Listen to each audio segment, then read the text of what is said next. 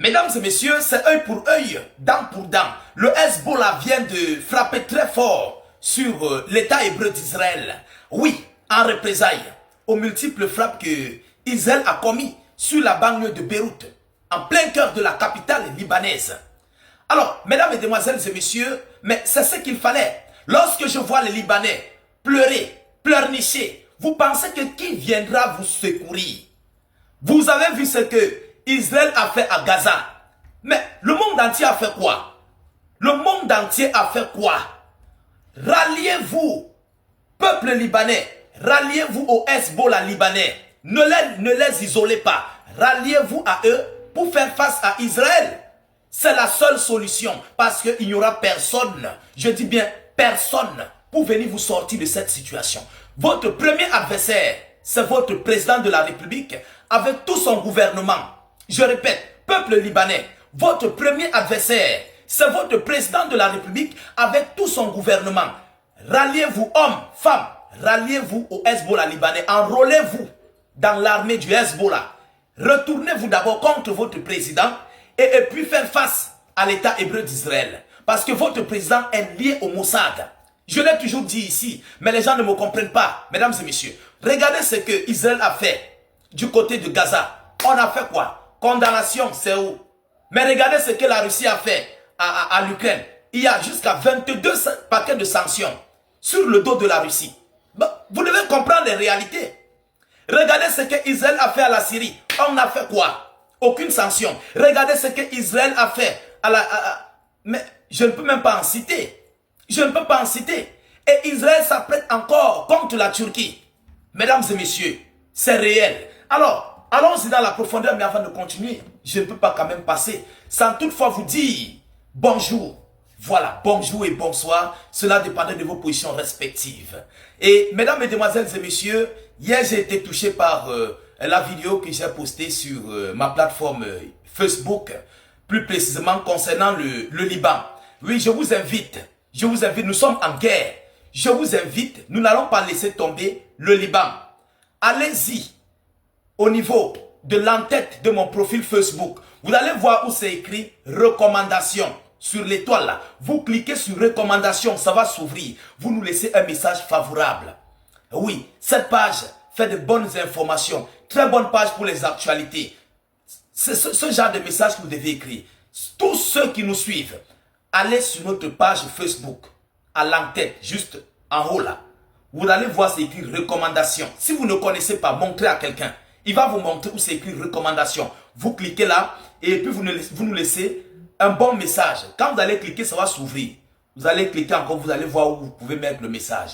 Très bonne page, bonne actualité. Vraiment, la page donne des bonnes informations, des informations fiables. C'est ça les recommandations. Dès que vous faites ça, vous validez. C'est comme vous faites un message en commentaire. C'est la même chose. Ça ne demande pas l'argent, ça ne demande rien.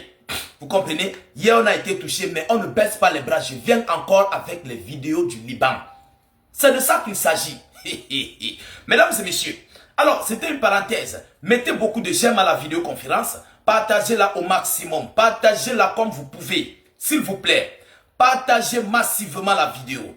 Je veux voir beaucoup de partage. On doit craquer l'algorithme. On doit nous débarrasser de cette menace de censure.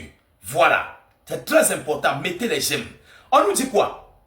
Le Hezbollah dit avoir visé des cibles en Israël avec des centaines de roquettes en réponse à sa violation du cessez-le-feu.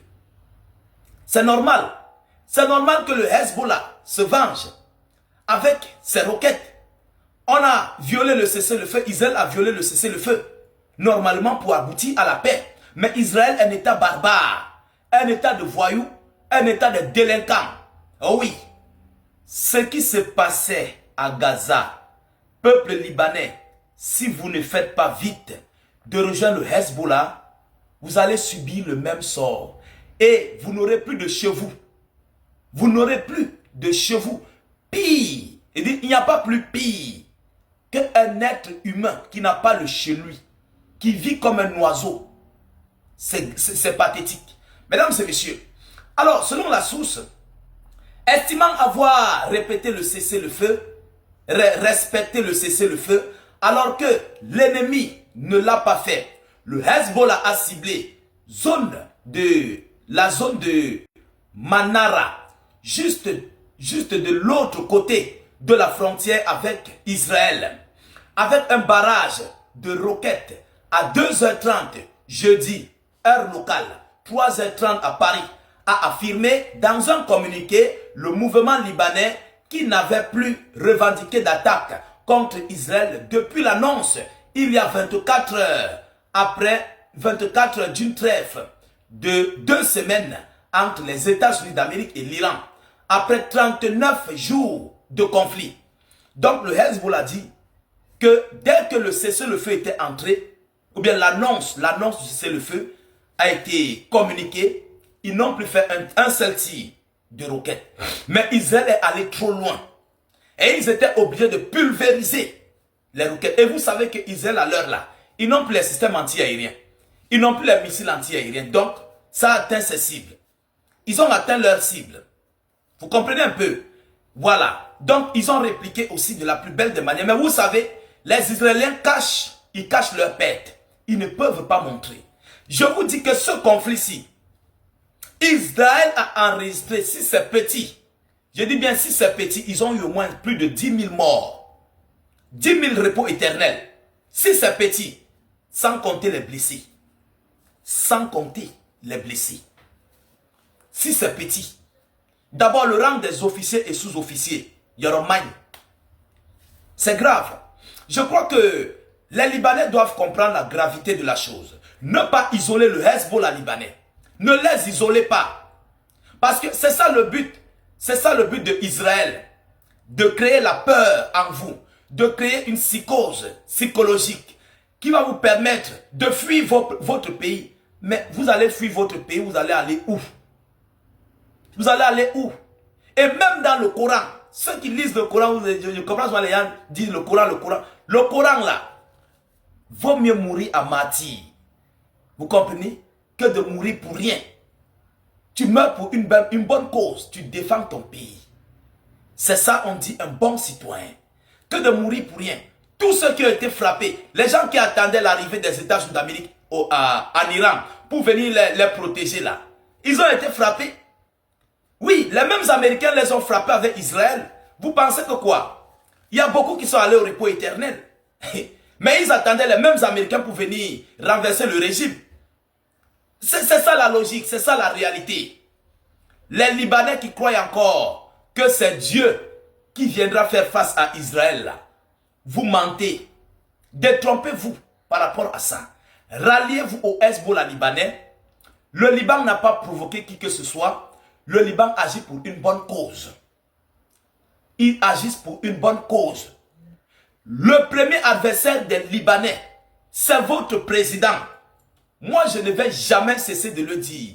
Mais si les garçons qui viennent m'arrêter, il est une branche, c'est-à-dire, il est un bras du Hezbollah, je voulais dire, du Mossad.